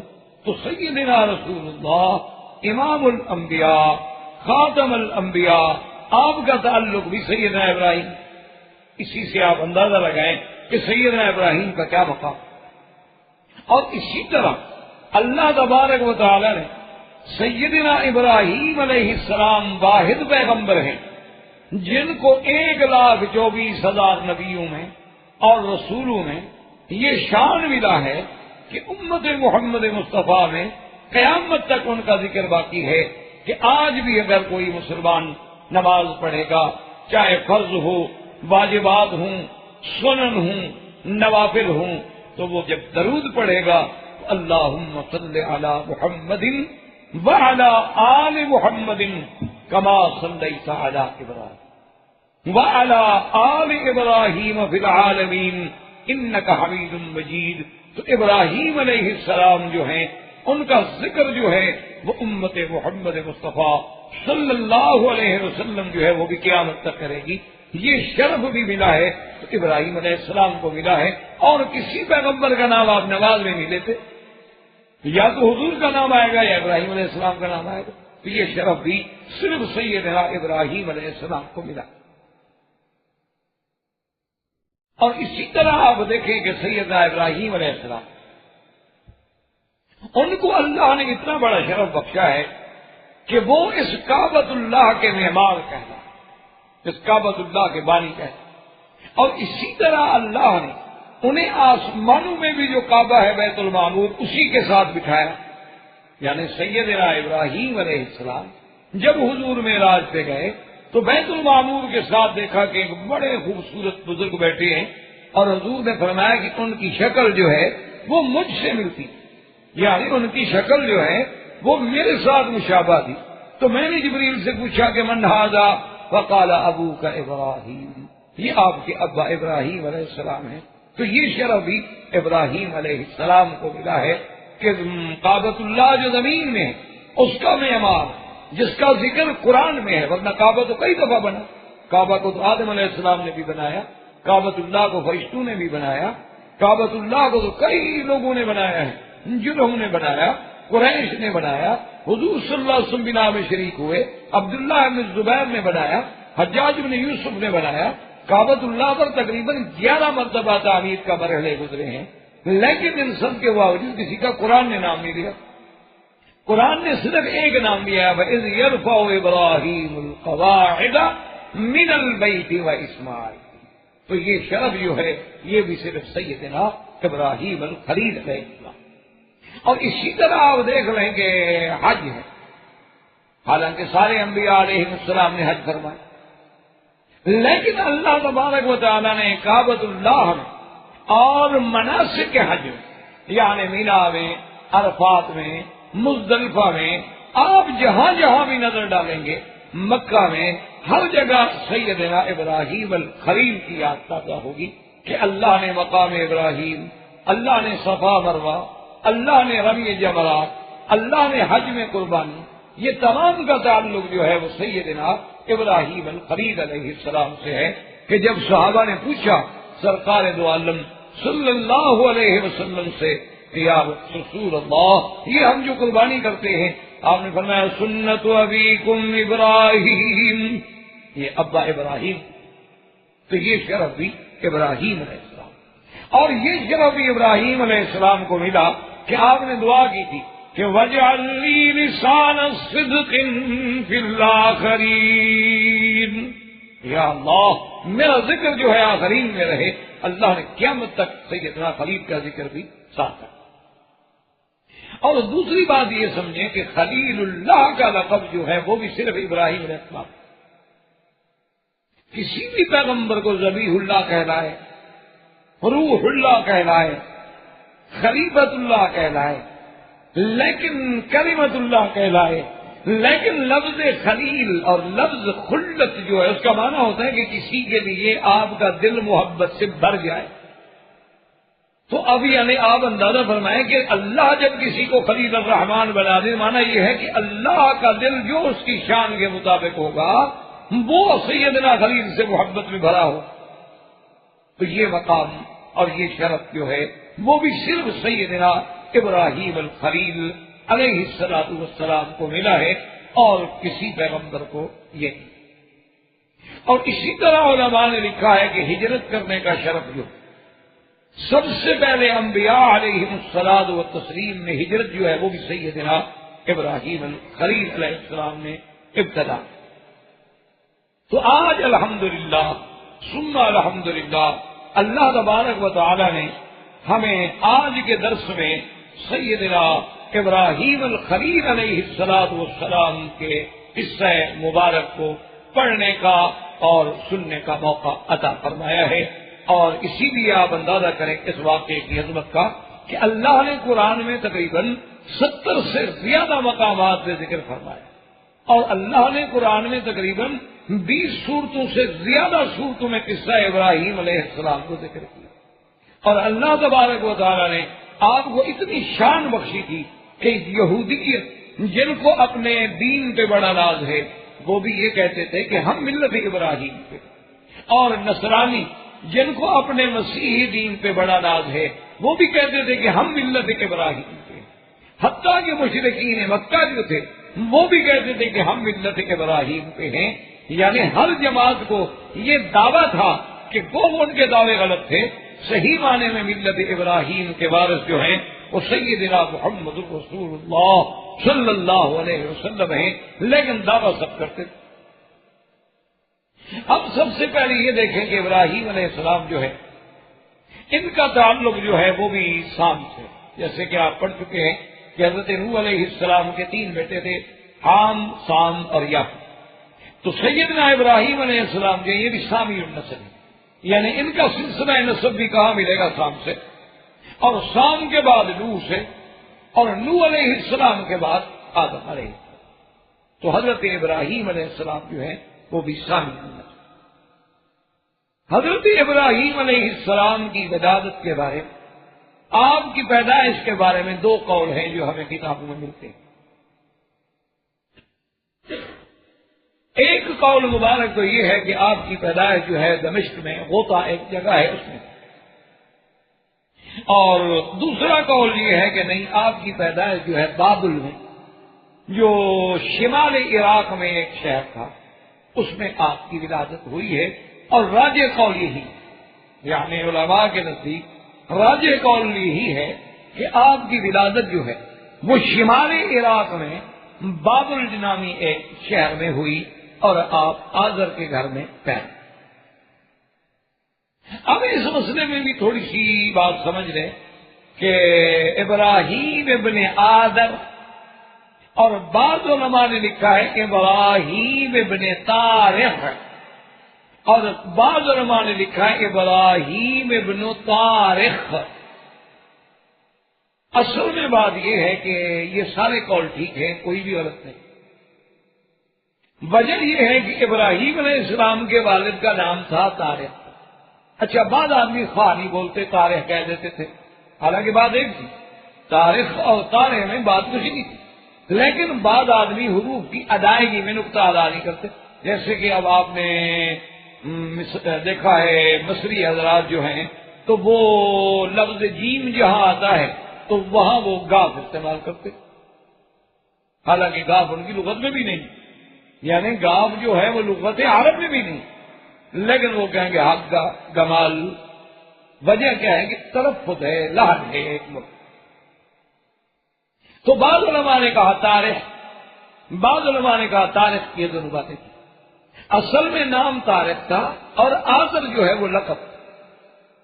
آذر لقب ہونے کی وجہ کیا تھی کہ آذر ایک صنم کا نام تھا، آذر ایک صنم کا نام تھا، وہ کان یعاذرہ، اور اس بت کی یہ بڑی عبادت کرتے تھے اور اس کی بڑی تشہیر کرتے تھے، یعنی گویا کہ اس کے مجاوروں میں شامل۔ تو اسی نسبت کے ساتھ ان کو بھی لوگوں نے آذر آذر کہنا شروع کر۔ اور دوسری بات یہ سمجھیں کہ بعض لوگ اس دور کے بھی، حتیٰ کہ بعض لوگ جنہوں نے قرآن کی تفسیریں لکھی ہیں، یا بعض لوگ جنہوں نے بڑے بڑے مقالات لکھے ہیں یا محاضرات القافیے ہیں، وہ کبھی کبھی یہ تعویل بھی کرتے ہیں کہ بھئی آذر ابراہیم علیہ السلام کے والد نہیں تھے بلکہ آپ کے چچا۔ ان کی وجہ کیا ہے اصل میں کہ جی ہم اتنے بڑے پیغمبر کے باپ کو کیسے کہہ دیں کہ وہ کافر تھا یا جہنمی تھا؟ تو اس وجہ سے بچنے کے لیے انہوں نے اللہ کے قرآن کے ظاہر کو چھوڑ دیا، حالانکہ قرآن نے ایک جگہ پہ نہیں، قرآن نے متعدد مقام پہ فرمایا ہے کہ اذ قال ابراہیم لابیہ یا ابت ما کان استغفار ابراہیم لابیہ۔ تو جب قرآن بار بار کہتا ہے ابی ہے تو ہم کون ہیں کہ باپ کا معنی چاہتے میں لے جائیں؟ مجاز تو اس وقت ہوتا ہے جب حقیقت متحضر ہو۔ باقی یہ بات لے لینا کہ جی ان کا باپ چونکہ اسلام پہ نہیں تھا، اس میں ابراہیم علیہ السلام کی شان میں تو کوئی کمی نہیں آتی۔ یہ تو اللہ کا نظام ہے کہ یخرج الحی من المیت ویخرج المیت من الحی۔ اللہ چاہے تو مسلمان کے بطن سے کافر پیدا کر دے اور کافر کے بطن سے مسلمان پیدا کر دے۔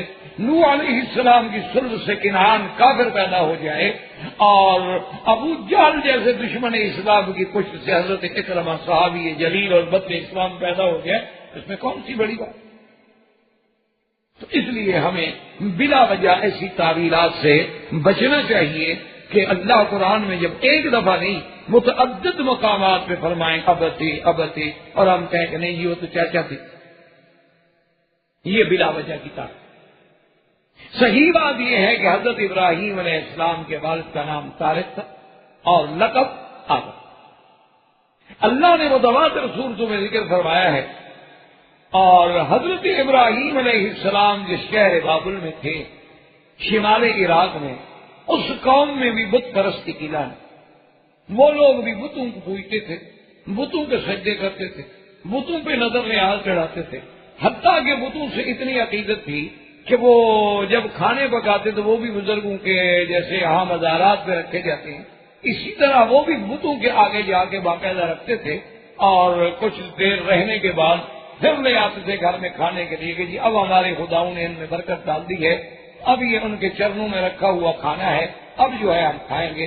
جیسے آج بھی ہندو پرشاد تقسیم کرتا ہے، آج بھی ہمارا جاہل مسلمان جو ہے وہ بھی مزاروں پہ یہی معاملہ کرتا ہے۔ تو یہ ان کی عقیدہ تھا جس کو قرآن پاک نے بیان کیا۔ اللہ فرماتے ہیں وَاذْكُرْ فِي الْكِتَابِ إِبْرَاهِيمَ إِنَّهُ كَانَ صِدِّيقًا نَبِيًّا۔ اللہ فرماتے ہیں میرے بدری محمد مصطفیٰ وَاذْكُرْ فِي الْكِتَابِ، یاد کریں اللہ کے قرآن میں ہم نے سیدنا ابراہیم علیہ السلام اور جو مقام صدق پہ، جو مقام صدیقیت پہ، صدیق بھی ہے اور نبی بھی ہے۔ اور اس لیے اب دیکھیں کہ ابراہیم علیہ السلام کیا کہتے ہیں، اذ قال لأبیہ یا ابت لم تعبد۔ اسی سے آپ دیکھ لیں کہ دعوت انبیاء جو ہے سب سے پہلے اپنے گھر سے کی، یہ ہے دعوت انبیاء کا طریقہ کار کہ سب سے پہلے انسان اپنے گھر کی اصلاح، سب سے پہلے انسان اپنی اولاد کی اصلاح کرے، سب سے پہلے انسان اپنے اقارب و عزیزوں کی اصلاح کرے، سب سے پہلے انسان اپنے قریب دوستوں کی، محلے والوں کی اصلاح کرے۔ وَأَنذِرْ عَشِيرَتَكَ الْأَقْرَبِينَ۔ اب سیدنا خلیل نے ابراہیم الخلیل علیہ السلام کا سب سے پہلا مناظرہ، سب سے پہلا محاورہ جو ہے باپ کے ساتھ، اور یہ بات بھی ہمیں اس قصہ مبارک سے ملی کہ اگر انسان حق پر اور مسئلہ عقیدے کا، مسئلہ دین کا ہے تو پھر اس میں ماں باپ کی بات نہیں دیکھی جائے گی، کیونکہ ماں باپ کی اطاعت اس وقت تک ہمارے دل میں ہے جب تک وہ اللہ اور اللہ کے احکام کی مخالفت ہے۔ اسی سے ہمیں یہ بھی معلوم ہو گیا کہ اگر باپ کافر ہے تو بیٹا اس کے ساتھ بات کر سکتا، ورنہ اللہ تبارک و تعالیٰ ابراہیم علیہ السلام کو کبھی اجازت بھی نہ، حالانکہ ابراہیم علیہ السلام تو اتنے دل تھے، سیدنا ابراہیم علیہ السلام تو اتنے سخی تھے کہ آپ کو تو بعض لوگوں نے لقب دیا تھا ابو الضیفان کہ یہ تو مہمانوں کا باپ ہے، حتیٰ کہ بعض مفسرین نے لکھا ہے آپ کی سیرت میں کہ سیدنا ابراہیم الخلیل علیہ السلام کی ایسی عادت مبارک تھی کہ کبھی اکیلا کھانا نہیں، جب تک کہ گھر کے مہمان نہ آئے، اگر نہیں ہے مہمان روزہ رکھ لو، اگر کوئی مہمان نہیں ہے تو باہر تشریف لے جاتے اور باقاعدہ تلاش کرتے کہ کوئی باہر کا مسافر مل جائے گھر میں آؤں تاکہ میں بھی کھانا کھا لوں گا۔ یعنی آپ کی سخاوت کا، آپ کے کرم کا یہ عالم تھا، لیکن مسئلہ توحید پہ اپنے والد کے سامنے کھڑے اور کھل کے بات۔ اور تیسری بات یہ ہے کہ جب تک آدمی اللہ کی توحید کو صحیح انداز میں پیش نہ کرے اس وقت تک مسئلہ سمجھ نہیں۔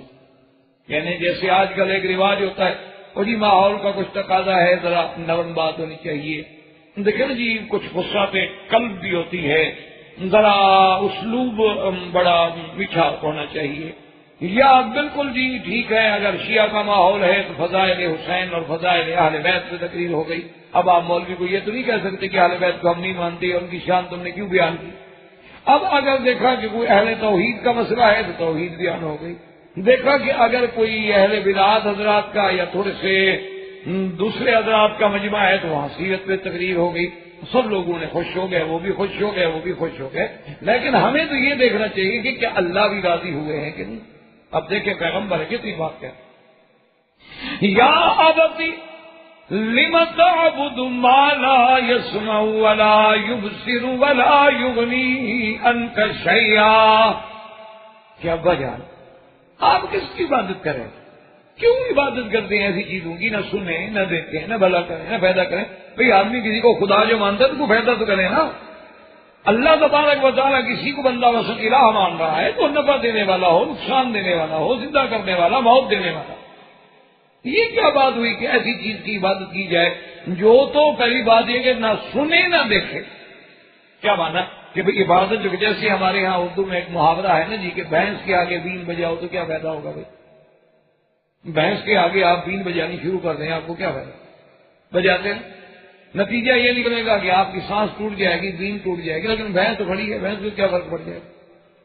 تو اس لیے قاعدہ یہ ہے کہ بھی جس کو خدا سمجھ کے ہم عبادت کر رہے ہیں اس کو پتہ تو ہو کہ کوئی مجھے خدا سمجھ کے عبادت کر رہا ہے. کم از کم وہ جو ہم فریاد کر رہے ہیں کہ جناب ہمیں تکلیف ہے، بیماری ہے، پریشانی، وہ سن تو رہا ہو اور سنے بھی جانے بھی تو پھر کچھ کرنے کے بھی تو قابل ہو. آخر میں وہ یہ کہہ دے کہ جی میں تو خود اللہ کی مخلوق ہوں، محتاج ہوں، میں تو کچھ نہیں کر سکتا، تو پھر کیا فائدہ ہوا اس کو خدا بنانے؟ اس لیے پیغمبر نے یہاں سے بات کی کہ یا ابت لم تعبد ما لا يسمع ولا يبصر ولا يغني عنك شيئا یا ابت انی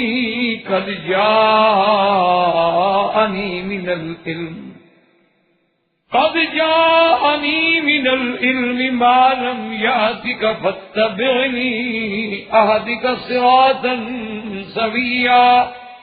کہ اے میرے ابا، اللہ نے جو مجھے علم دیا ہے، اللہ نے مجھے نبی بنا کے بھیجا ہے، اللہ نے مجھے علم لدنی نصیب فرمایا، اللہ نے مجھے علم توحید نصیب فرمایا، اللہ نے مجھے علم معرفت اسماء و ذات نصیب فرمایا، معرفت الہ نصیب فرمایا. مہربانی کرو فتبعنی، آپ میری بات پہ چلیں، اہدک صراطا سویا، تاکہ میں آپ کو سیدھے رستے پہ لے جاؤں. اس سے یہ بات بھی ہو گئی کہ اگر بیٹا، حالانکہ دیکھو باپ بڑا ہوتا ہے بیٹا چھوٹا ہوتا ہے، لیکن اللہ تبارک و تعالیٰ نے بیٹے کو جب مقام نبوت دے دیا ہے تو وہ باپ کو کہے گا کہ میرا کلمہ پڑھ. باپ کو بھی بیٹے کا کلمہ پڑھنا، باپ کو بھی بیٹے کی، اسی لیے پیغمبر کہہ رہے کہ فتبعنی، میری اتباع. اور اس کے بعد فرماتے ہیں کہ یا ابت لا تعبد الشیطان ان الشیطان کان للرحمن عصیا. کہ اے ابا جان، شیطان کی عبادت نہ کرو، شیطان تو رحمان کا سخت نافرمان ہے، منکر ہے. وہ رحمت کرنے والا اور یہ عصیان کرنے والا، وہ رحمان یہ عصیان. اس لیے اب اس سے یہ بھی مسئلہ سمجھیں کہ دراصل حالانکہ آدم جو ہے وہ تو بت کی عبادت کرتا تھا، کوئی شیطان کی عبادت تھوڑی کرتا. شیطان تو انہوں نے دیکھا بھی نہیں ہوگا. تو اب وجہ کیا ہے کہ پیغمبر ڈائریکٹ کہہ رہا ہے کہ یا ابت لا تعبد الشیطان، شیطان کی عبادت نہ کرو. وجہ کیا ہے سمجھ. علماء نے لکھا ہے کہ کوئی آدمی جب غیر اللہ کی عبادت کرتا، چاہے وہ بتوں کی عبادت کرے، چاہے وہ سورج کی عبادت کرے، چاہے وہ آگ کی عبادت کرے، چاہے وہ شخصیات کی عبادت کرے، چاہے وہ زندہ یا مردوں کی عبادت کرے، دراصل وہ عبادت شیطان کی ہوتی ہے. کہ اللہ کے راستے سے ہٹا کے غیر اللہ کے راستے پہ لگانے والا کون ہے؟ شیطان. کیونکہ اسی نے تو کہا تھا کہ اللہ میاں میں تیرے بندوں کو گمراہ کروں گا، وَلَأُضِلَّنَّهُمْ، میں ان کو گمراہ کروں. تو اس لیے ورنہ کوئی آدمی کو کیا پڑی ہے کہ جا کے جناب آگ جل رہی ہے اور عبادت کر، سورج چمک رہا ہے تو عبادت کر. یہ ساری چیزیں اچھا کہ بت پرستی، جیسے کہ آپ پڑھ چکے ہیں قصہ آدم علیہ السلام میں اور قصہ نوح علیہ السلام میں، کہ یہ بتوں کی ابتدا کرنے والا بھی کون تھا؟ شیطان. اسی نے دل و دماغ میں یہ بات ڈالی تھی کہ یہ بڑے اللہ والے لوگ ہیں، اللہ کے پیارے ہیں، محبوب ہیں، وہ بیچارے فوت ہو رہے ہیں، بھئی ان کی دیہات ہی ختم ہو جائے گی نا. کم از کم ان کے جو ڈیرے ہیں، ان کی جو قبر ہے، وہاں ہم کوئی جگہ بنانے بیٹھنے کی طرح ان کو یاد کر لیا کریں گے. اور اس کے بعد پھر دماغوں میں ڈالا کہ بھئی بزرگ تو چلے گئے، اگر ہم کم از کم ان کا ایک فوٹو بنا لیتے، ان کا ایک مجسمہ بنا لیتے تو ہمیں یاد تو آتا بھی یہ اللہ والا تھا. تو انہوں نے کہا کہ بھئی ہمیں تو بنانا نہیں آتا تھا، چلو میں بنا دوں گا. تو بنا دیا اور ابتدا جو شروع ہوئی بدن و سوان و یغوث و یعوق و نسرا، اور اسی طرح آخر میں قوم نے صدن و سمدن و سمودن و دہرا یا وہرا، یہ سارے بت جو تھے شیطان نے بنائے. تو اصل عبادت تو شیطان کی ہوئی، بت تو ایک ظاہری بات. اور اس کے بعد پھر اللہ کا پیغمبر یا ابتی انی اخاف ان یمسک عذاب من الرحمن فتکون للشیطان ولیا. کہتے ہیں کہ اے ابا جان مجھے ڈر ہے، میں ڈرتا ہوں کہ کہیں رب کا عذاب نہ پکڑ، اور اگر اللہ کے عذاب نے پکڑ لیا اور تم اسی عذاب میں برباد ہو گئے پھر تو تم شیطان کے دوست بن گئے. یعنی کتنی کھلی بات ہے. توحید سمجھ تب آتی ہے میرے بھائی جب تم اپنے عقیدے کو چیلنج کرو. کھلی بات. اگر تم نرم اور تھوڑی گرم اور مداحنت اور اس میں ذرا گول مول اور جناب اس کے بعد ذرا میٹھا لگا کے کنین، یہ نہیں ہے سیدھی بات. عقیدے میں بات نہیں، اور جب تک آپ سیدھی بات نہیں کریں گے عقیدہ کبھی سمجھ. یہی وجہ ہوتی ہے کہ بہت سارے دوست بلکہ اہل علم علماء ہم نے دیکھے ہیں کہ 30 سال تک لوگ ان کے پیچھے نماز پڑھتے رہے لیکن عقیدہ نہیں بدلا کسی کا. وجہ کہ عقیدہ بیان ہی نہیں کیا. کبھی فضائل پہ تقریر کر دی، کبھی درود شریف کی فضیلت، کبھی رمضان شریف کی فضیلت، کبھی مکہ شریف کی فضیلت، کبھی مدینہ شریف کی فضیلت، کبھی سیدنا صدیق کی فضیلت. اس پہ کون چڑھتا ہے بھائی؟ اگر حضور صلی اللہ علیہ وسلم جب تشریف لائے اور حضور بس یہی فرماتے کہ حضرت آدم علیہ السلام کی فضیلت، حضرت ابراہیم علیہ السلام کی فضیلت، حضرت اسماعیل علیہ السلام کی فضیلت، بلکہ ان پیغمبروں کے نام پہ کچھ عرس شریف بھی رکھ دیتے، ان پیغمبروں کا میلاد منانا بھی شروع فرما دیتے. سارے مکے والے ساتھ ہوتے کہتے رہا ہم تو غلام ہیں آپ کے ساتھ. جھگڑا تو ہوا تب جب کہا گیا ایھا الکافرون لا اعبد ما تعبدون. بات تو تب ہوئی کہ جب انی وجہت وجہی للذی فطر السماوات والارض حنیفا وما انا من المشرکین. بات تو تب آئی نا کہ جب اللہ کا نبی سبا میں کھڑا ہو کے کہے گا یا معشر قریش، یا معشر بنی ہاشم، یا معشر فلان، یا معشر فلان قولوا لا الہ الا اللہ تفلحوا. اسی لیے تو نہیں نا کہ پھر پورے آسمان و زمین میں ہلچل مچ گئی. یعنی انسان تو انسان، جنوں میں ہلچل مچ گئی. وجہ کیا؟ سیدنا عمر رضی اللہ تعالیٰ عنہ فرماتے ہیں کہ میں مقام ابراہیم کے قریب لیٹا ہوا تھا کہ میں نے ایک بت کے اندر سے آواز آتے ہوئے سنی کہ یا نجیح رجل فصیح یقول لا الہ الا اللہ، کہ وہ کسی کو پکار رہا ہے کہ نجیح ایک بندہ پیدا ہوا ہے بڑی فصاحت والا ہو جو توحید کا نعرہ بلند کر رہا ہے. تو سارے کافر ڈر کے مارے بھاگے کہ یہ بتوں سے کیسی آواز آ رہی ہے. حضرت عمر کہتے ہیں میں نہیں بھاگا، میں نہیں ڈرا، میں نے کہا میں آ کے بیٹھوں گا. اور بیٹھ کے مجھے اندازہ ہوا بعد میں کہ جن سے آواز دینے والے کہ اللہ کے نبی نے جب نعرہ توحید بلند کیا تو دنیا ہل گئی. اس لیے ہمیشہ یاد رکھیں کہ آپ جب گھبراتے ہیں نا جی کہ میں جب یہ سچی بات کہوں گا تو یہ جناب میرے دوست ہیں ناراض ہو جائیں گے، بس جب یہ خوف ہو نا دل میں پھر مسئلہ نہیں تھا. بھئی اللہ کے نبی سے ناراض ہو گئے تو ہماری کیا ہے؟ اللہ کے نبی سے مکے والے خوش ہو گئے. حضور صلی اللہ علیہ وسلم کو ہجرت کیوں کرنی پڑی؟ صحابہ کو حبشہ کیوں جانا پڑا؟ حضور صلی اللہ علیہ وسلم کو طائف میں پتھر کیوں برداشت کرنے پڑے؟ اگر لوگ حضور پہ خوش نہیں ہو سکے تو مولوی پہ کیسے خوش ہو سکتے؟ بلکہ جس مولوی پہ لوگ خوش ہو جائیں سمجھ لو کہ بالکل جھوٹا آدمی ہے. حق کی پہچانی یہی ہے کہ کچھ راضی ہوں گے، کچھ ناراض ہوں گے، کچھ وہابی کہیں گے، کچھ گالیاں دیں گے، کچھ کہیں گے گستاخ رسول ہیں، کچھ کہیں گے اولیاء اللہ کو نہیں مانتے. جب یہ باتیں ہوں تو سمجھو کہ یہ بات جو ہے ٹھیک. تو اس لیے آپ دیکھیں کہ کھل کے باپ، اچھا آخر باپ ہے، اس کو اپنے باپ ہونے کا بھی تو زور ہے نا. کہتے قال اراغب انت عن آلہتی یا ابراہیم. کہتے ابراہیم علیہ السلام تم تو میرے آلہہ سے، تم تو میرے خداؤں سے بیزار ہوگی، تمہیں تو بیر ہو گیا ہے میرے خداؤں کے ساتھ. حتیٰ کہ مفسرین نے لکھا ہے کہ ایک دفعہ آزر نے وہ بت بناتے بھی تھے، یعنی سنگ تراش بھی تھے اور بت فروش بھی تھے. ابراہیم علیہ السلام کو بلایا اور کہا کہ بیٹا میری طبیعت ٹھیک نہیں ہے اور یہ بڑا قیمتی میں نے ایک بنایا ہے، اس کو بازار میں جا کے بیچا. خدا بکتا ہے. جی جب اللہ عقل چھین لے تو پھر یہی ہوتا ہے کہ جو بکنے والا ہو وہ بھی خدا ہو سکتا ہے بھائی، وہ کیسے خدا ہو سکتا ہے؟ اچھا تمہیں ہمیں آج تک یہ مسئلہ سمجھ آیا ہے کہ بھی مزارات پہ جو مجاور بن کے سجادے بن کے بیٹھے ہیں وہ سارے نظروں پہ گزارا کر رہے ہیں، ان کو اپنے باپ دادا کیوں نہیں اتنی دے دیتے کہ ہم سے نظر لینے کے محتاج ہی نہ رہیں؟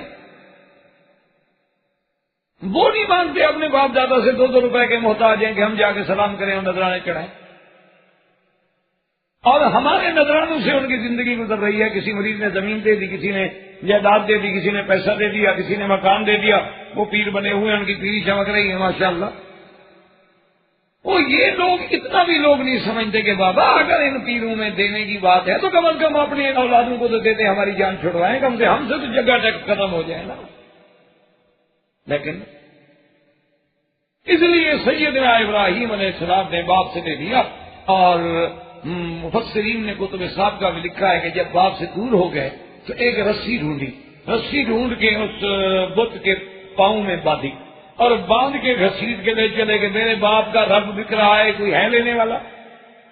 اب اس طرح کون لے گا جی؟ واپس آ گیا، ابھی کیا ہوا؟ ہونے گا جی کسی نے نہیں لیا۔ ہوتے کمال ہے، میرے بنے ہوئے بتوں کو تو لوگ انتظار کرتے ہیں۔ کہا جی میں تو ساری بازار پھروا کے لے آیا ہوں، میں نے تو گلی گلی پھرایا ہے تمہارے خدا، اور تم تو پتہ نہیں اٹھا کے پھراؤ گے، اس بیچارے کو کبھی زمین بھی نصیب نہیں ہوئی ہوگی، میں نے اس کو باقاعدہ مٹی میں ماشاءاللہ پھروایا۔ تو اب سمجھ آئی آدر کو بات کہ اچھا تو نہیں بتائے تو زمین تو گھسیٹتا رہا تو کون لے گا؟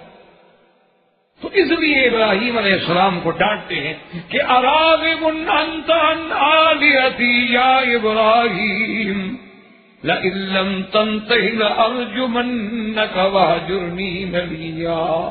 کہتے ہیں کہ ہٹ جاؤ اس بات سے، چھوڑ دو توحید کا نعرہ، چھوڑ دو میرے خداؤں کی مخالفت۔ لارجمنک، بعض علماء نے کہا کہ قولاً کہ پھر میں تمہیں گالی دوں گا، بعض علماء نے کہا کہ نہیں میں پتھر مار مار کے تمہیں مار دوں گا۔ اور چھوڑو، کیا تم نے میرے خداؤں کے خلاف ایک محاذ کھڑا کر دیا؟ سیدنا ابراہیم علیہ السلام بات سن رہے ہیں، لیکن وہ آزر کی بات تھی، یہ پیغمبر کا جواب۔ قال سلام علیک سأستغفر لك ربی انه كان بی حفیا۔ اور قرآن مجید یہ فرماتا ہے کہ ساری قوم کو پتہ چلا کہ باپ سے بھی ہوا، اب قوم آ گئی، قوم سے بھی ہوا۔ قوم کو بھی آپ نے یہی کہا کہ ظالم اتعبدون ما تنتهون، ان کو تم نے خدا بنا رکھا ہے جو اپنے ہاتھوں سے بناتے ہو، کیا کر رہے ہیں تم نے؟ کیا کیا؟ انہوں نے کہا جی ہم نے تو اپنے باپ دادے کو اسی طریقے میں پایا ہے، اور اللہ کا قرآن کہتا ہے کہ پھر ابراہیم علیہ السلام نے ایک پروگرام بنایا، اس کا تقریروں سے ان کو فائدہ ہوتا ہے، رات دن ان کو دعوت دی ہے، دلائل دیے ہیں، معجزات دکھائے ہیں، لیکن اس کے باوجود بھی ان کو کوئی اثر نہیں ہوتا۔ اب یہ ہے کہ بھئی ایک آخری فیصلہ کریں کہ سب ماری جائے ان کے خداؤں پر، تبھی مسئلہ حل ہو۔ جب قوم کے ساتھ مناظرہ ہوا تو اللہ کا قرآن دوسرے مقام میں بتا تاللہ لاکیدن اصنامکم بعد ان تولوا مدبرین۔ حضرت ابراہیم علیہ السلام نے کہا مجھے بھی خدا کی قسم ہے میں بھی تمہارے خداؤں کو سمجھوں گا، میں بھی کوئی ہیلا کروں گا، جب تم نہیں ہوگے نا میں تمہارے ان خداؤں سے بات کروں۔ بعض علماء نے فرمایا ہے قال فی نفسہ، یعنی یہ قول جو ہے ابراہیم علیہ السلام نے اپنے دل میں کہا کہ لوگ سن لیں، لیکن یہ بات نہیں ہے کہ دل میں کہا، پیغمبر نے کھل کے کوئی دل میں کہنے کی بات نہیں، بالکل کھل کے کہ تاللہ لاکیدن اصنامکم، یہ تمہارے بت، یہ تمہارے آلہہ، عقیدن قید، قید کا معنی ایصال المکروہ بطریقۃ خفیۃ، یعنی دشمن کو ایسے طریقے سے نقصان پہنچاؤ کہ اس کو پتہ نہ